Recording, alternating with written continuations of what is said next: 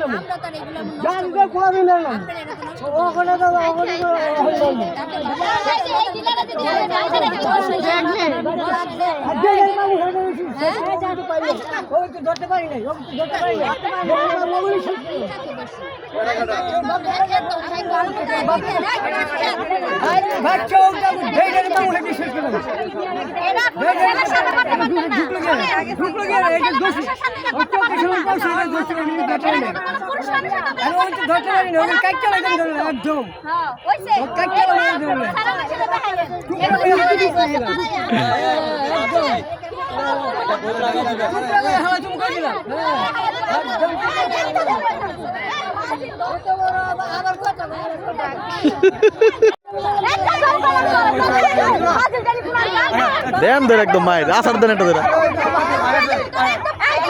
দেন আপনি ধরেন না মানুষের কয়ে গেলে